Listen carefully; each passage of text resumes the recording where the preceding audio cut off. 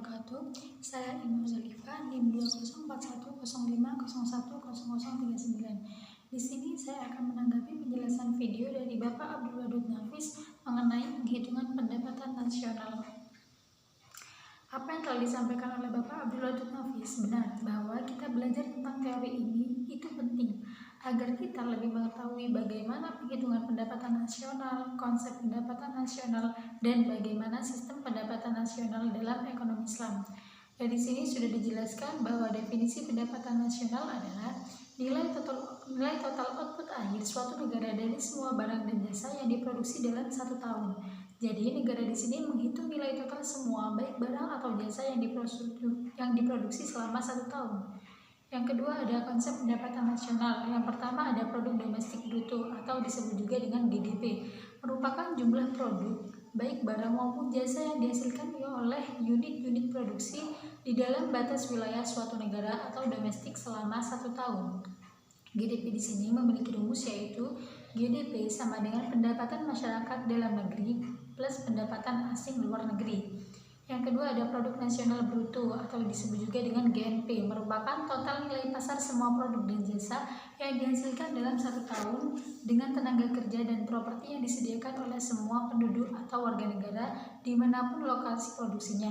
Rumusnya GNP adalah pendapatan WNI-DN plus pendapatan WNI-LN sama dengan pendapatan asing DN.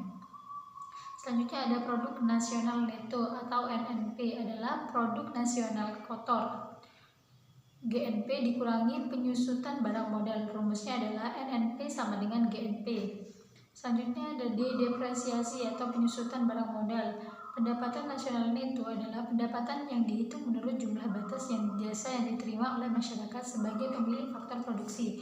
Rumusnya adalah NNI sama dengan NNP min pajak nilai langsung, pajak tidak langsung. Pajak tidak langsung di sini adalah pajak yang bebannya dapat dialihkan kepada pihak lain seperti pajak hadiah, pajak penjualan, dan lain-lain. Selanjutnya ada pendapatan perseorangan atau PI, merupakan jumlah pendapatan yang diterima oleh setiap orang dalam masyarakat, termasuk pendapatan yang diperoleh tanpa melakukan kegiatan apapun, misalnya gaji seorang karyawan kantoran.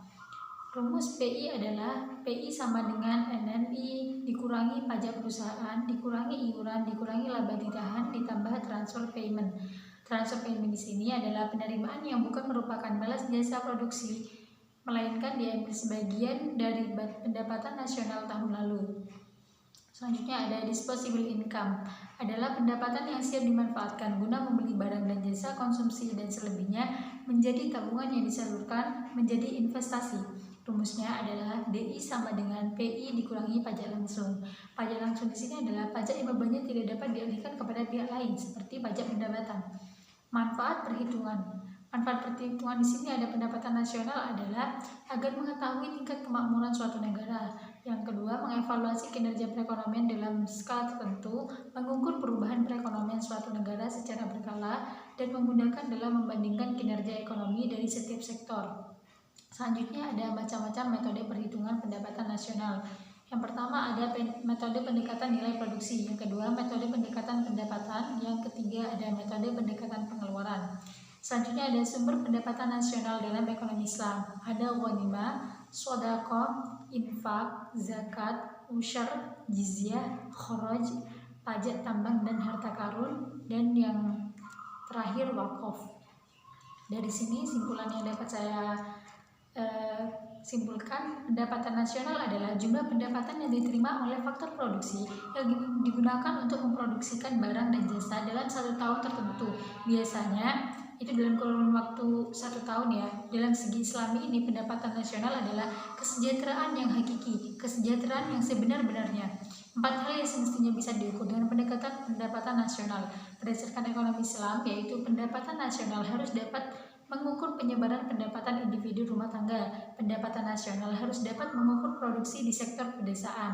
Pendapatan nasional harus dapat mengukur kesejahteraan ekonomi Islam. Perhitungan pendapatan nasional sebagai ukuran dari kesejahteraan sosial Islam melalui perdugaan nilai santunan antara saudara dan sedekah. Demikian yang dapat saya sampaikan, semoga bermanfaat. Wassalamualaikum warahmatullahi wabarakatuh.